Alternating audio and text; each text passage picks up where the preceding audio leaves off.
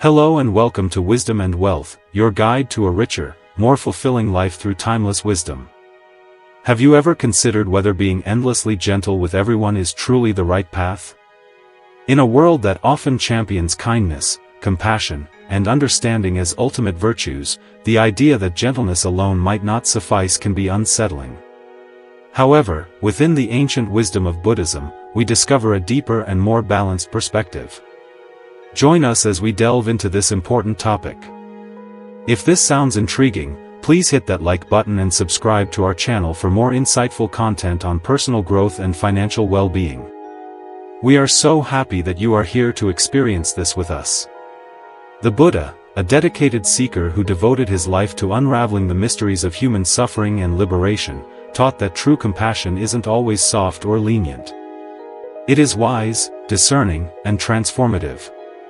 Over 2,500 years ago, Siddhartha Gautama embarked on a profound journey to uncover the root causes of suffering and the path to lasting peace. Through his enlightenment, he revealed the Four Noble Truths and the Eightfold Path, offering humanity a clear and practical roadmap to inner freedom. His teachings serve as a constant reminder that while kindness is essential, it must be guided by wisdom if we are to cultivate authentic peace and genuine personal growth. This is a lifelong journey. In this video, we'll explore why Buddhism encourages us to move beyond mere gentleness, embracing a more complete understanding of compassion that nurtures both ourselves and those around us. Understanding the Four Noble Truths, which are the heart of the Buddha's teachings, are not just abstract ideas but a practical framework for understanding life's challenges and discovering a path toward freedom and peace. Let us gently explore each truth and reflect on its timeless relevance.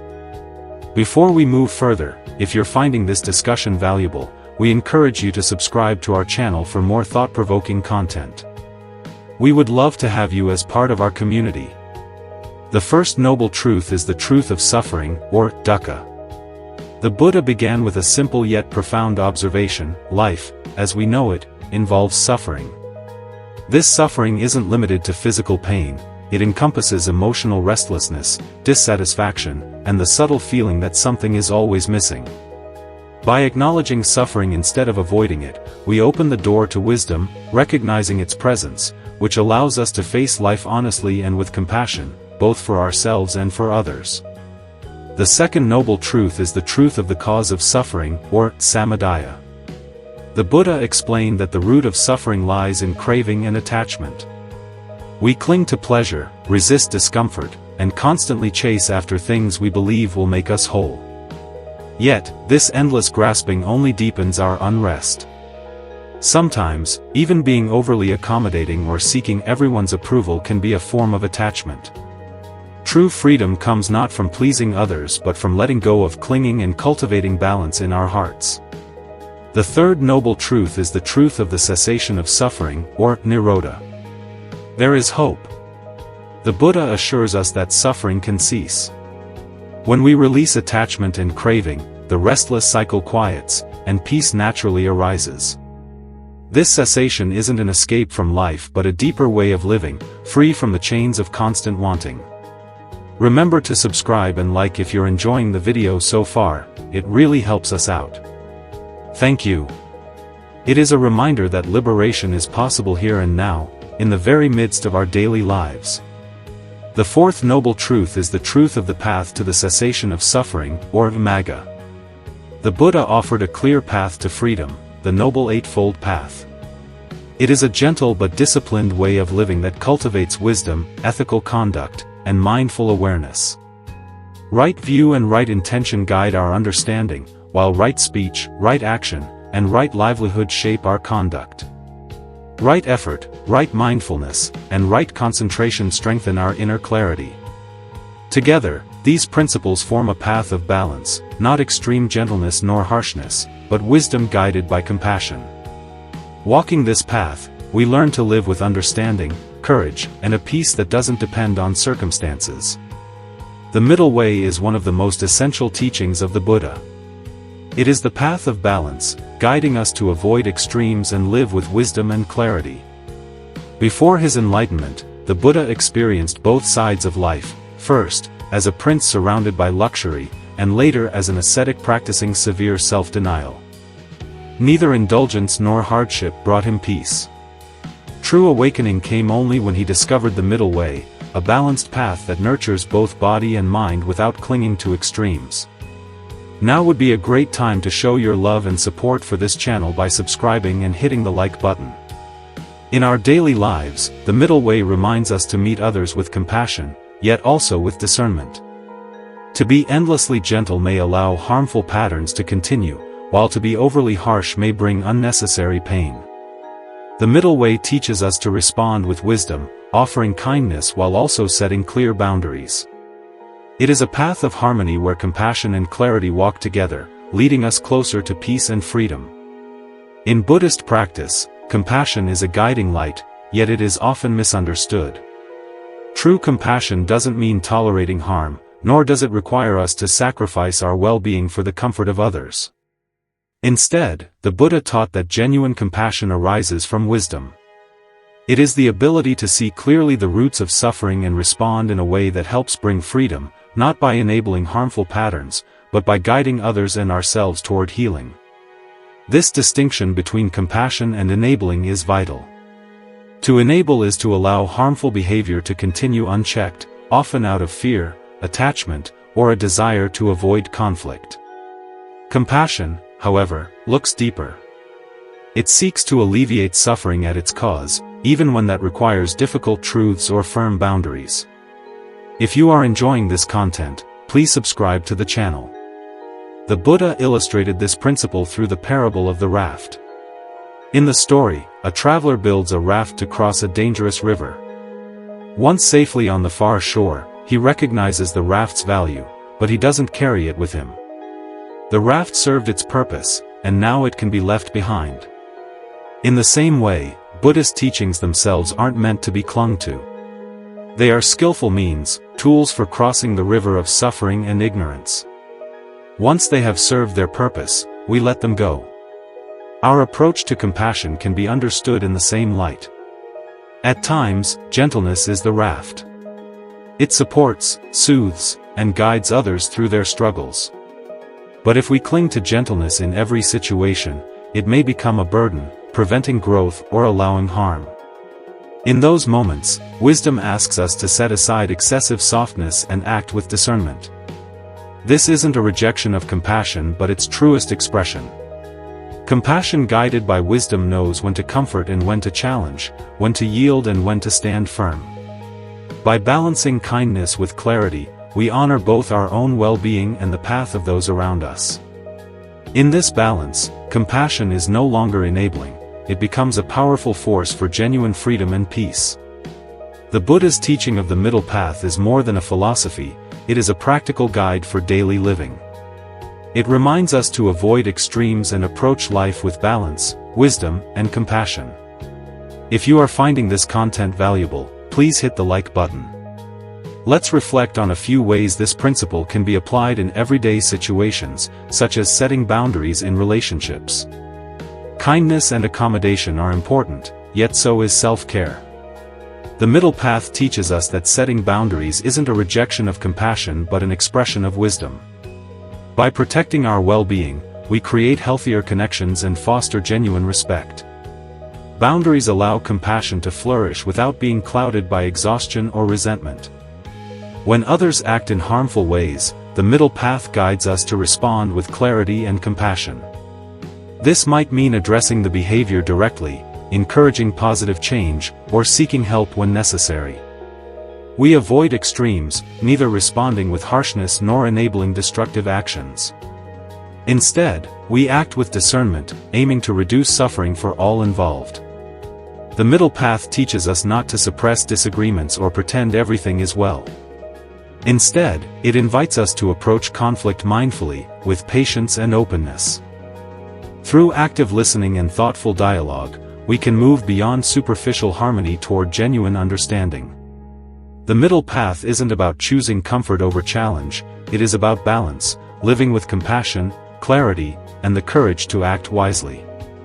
By applying this principle in our daily lives, we walk a path that nurtures both peace within and harmony with others. Remember to subscribe and hit the like button if you want to see more content like this. Among the Buddha's most moving stories is the parable of the mustard seed. It begins with a grieving mother who has lost her child. Stricken by sorrow, she turns to the Buddha for help, desperate to find a way out of her pain. The Buddha listens with compassion and gently offers a task: bring a single mustard seed from a household untouched by death. With hope in her heart, she sets out, knocking on door after door. Yet in every home she visits, she hears the same story. Each family has faced loss, each has tasted grief. The woman soon realizes that no house is free from suffering. She returns to the Buddha, not with a seed, but with a new understanding. Sorrow and death are universal, woven into the fabric of human life. The lesson of this parable is profound. Suffering isn't a punishment, nor is it unique to a few, it is an inseparable part of existence. To live is to encounter loss. Yet in recognizing this shared truth, we open the way to wisdom and compassion. This story also reminds us that comfort alone cannot remove the roots of suffering. Gentleness may soothe the heart for a moment, but it doesn't answer the deeper questions of life and death. The Buddha's teachings go further, guiding us to face suffering directly, to understand its causes, and to walk the path that leads beyond it. In this way, the parable of the mustard seed offers more than consolation, it offers perspective. By seeing that no one is alone in their grief, we learn that true healing comes not from denying suffering but from transforming it with wisdom and compassion. In Buddhism, the path to wisdom isn't a rigid set of rules but a living practice that adapts to the needs of each moment. Two profound teachings, skillful means and impermanence, offer guidance on how to relate to ourselves and others with clarity, compassion, and balance. Skillful means, or upaya, is the Buddha's way of teaching through methods suited to each individual. Rather than applying a single approach to every situation, skillful means remind us that compassion must be flexible. If you are finding this content valuable, please hit the like button. At times, compassion may take the form of gentle encouragement, offering comfort to someone in pain. At other times, it may require direct honesty or firm boundaries to prevent harm. This isn't a contradiction but a reflection of wisdom, tailoring our actions to the unique conditions before us. Recognizing individual differences is central to this practice. Each person walks their own path, shaped by different experiences and needs. A gentle word may heal one person, while another may grow only through firm guidance. By listening deeply and practicing empathy, we learn how to respond in ways that truly support growth without losing sight of our own well-being. Skillful means, then, is compassion in action, adaptable, wise, and always attuned to the greater good. Alongside skillful means is the teaching of impermanence, the understanding that all things, our emotions, relationships, and even our struggles, are constantly changing. Emotions rise and fall like waves. If we cling too tightly to them, responding with either excessive gentleness or unnecessary harshness, we create instability. Seeing emotions as impermanent allows us to meet them with balance and equanimity. The same is true for relationships. Even the most cherished connections evolve with time. People change, circumstances shift, and no relationship remains exactly as it once was. By embracing impermanence, we learn to appreciate each moment of connection fully while preparing our hearts for the natural flow of change. Impermanence also teaches us the art of letting go. To cling rigidly to being gentle in every situation, or harsh in every situation, is to resist the truth of change. Instead, we can approach life with openness and adaptability, meeting each moment as it is, not as we wish it to be. Together, skillful means and impermanence guide us to live wisely, compassionate yet discerning, appreciative yet unattached, fully present yet free. And, as we are close to the end, please subscribe to the channel. Mindfulness is at the heart of Buddhist practice. It is the simple yet profound art of being fully present, aware of each moment without judgment. When combined with self-compassion, mindfulness becomes a powerful guide for living with balance, especially in the delicate practice of not being overly gentle with everyone. Mindfulness reminds us that compassion must begin within. If we are always gentle toward others but neglect our own well-being, we risk exhaustion and imbalance.